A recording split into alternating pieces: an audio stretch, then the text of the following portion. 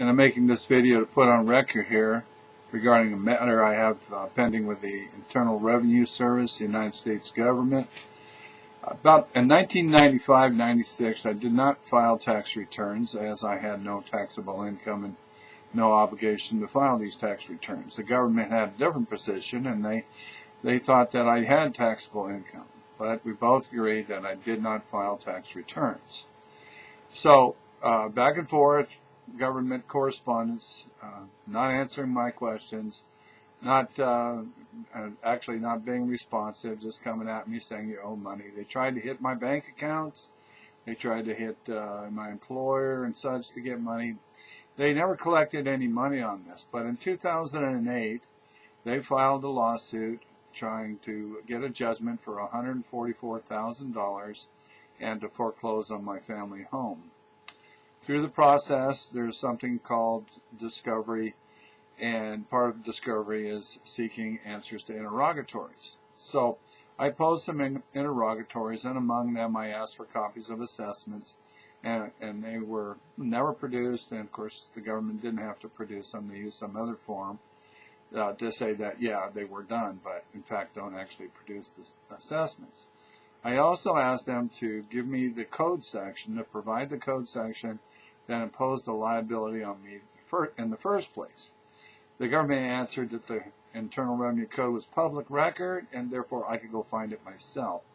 The judge was not satisfied with that answer, so he ordered the government to answer the question further. Well, then the government came back and said, here are the code sections that relate to this matter. My original question was, which section of the Internal Revenue Code imposed the tax on me?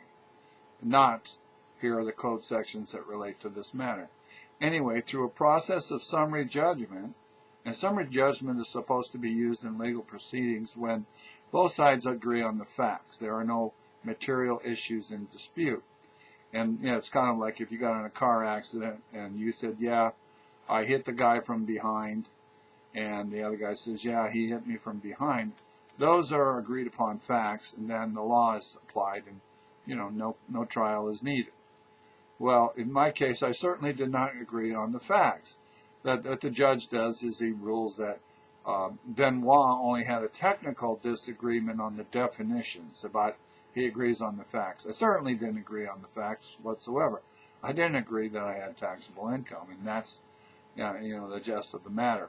Anyway, so without trial, I lose. Summary judgment is awarded on behalf of the government. Well, lots of other things have happened in this process. It would probably take about 4 hours of taping to go through it all. But as I discovered early on, one of the reasons I didn't owe the tax, well, actually the penalties, is that, you know, for the penalties to apply, one of the conditions you have to be negligent. Of course, I certainly wasn't negligent in the whole matter. I was disputing it from the get-go. And so, you know, there's a disputed fact of whether or not a guy is negligent or not. I mean, the law is pretty specific on that.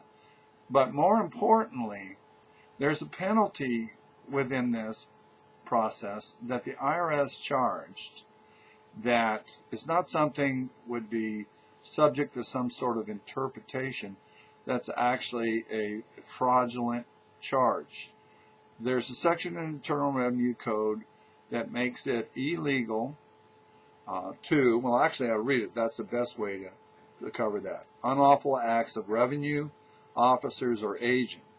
Any officer or employee of the United States acting in connection with any revenue law of the United States who is guilty of any extortion or willful oppression under color of law, or who knowingly demands other or greater sums than are allowed by law, shall be dismissed from office or discharged from employment, and upon conviction thereof shall be fined not more than $10,000 or imprisoned not more than 5 years.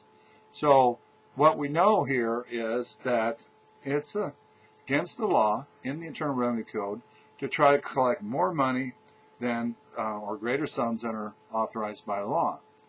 Well, through this process and early on, the forms indicate that the government was charging penalties under accuracy-related penalty section in the Internal Revenue Code 6662, which are imposed for accuracy-related if you were inaccurate.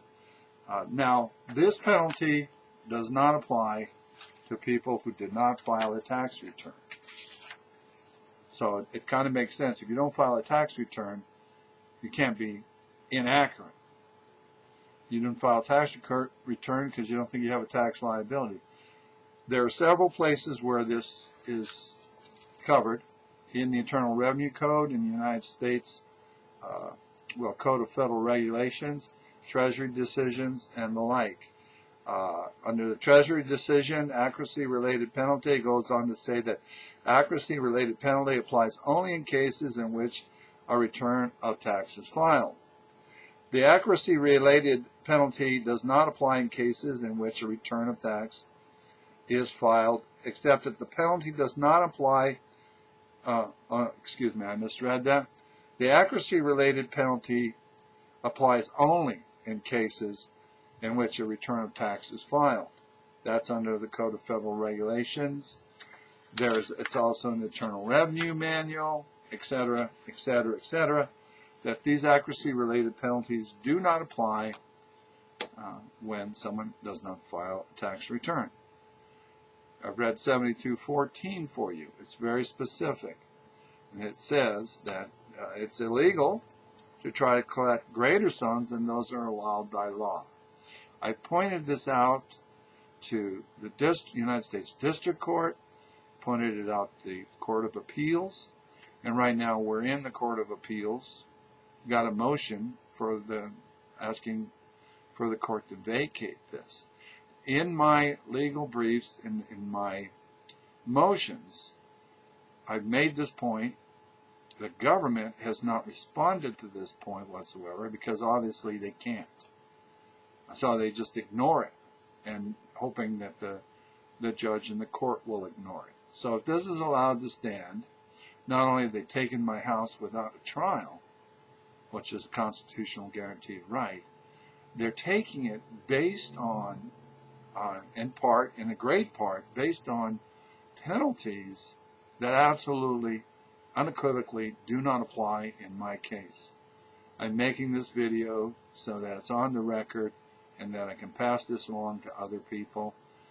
There's another situation where they're doing something quite similar, but it's a little bit different, and it's an impression under the color of law, trying to collect monies, actually more likely trying to extort records from me without following the Privacy Act requirements. If you want to get a hold of me, you can email me at mblibertarian7@earthlink.net. Thanks for watching the video. Pass it around to your friends. Feel welcome to load it to your site. And something like this needs to be on the record.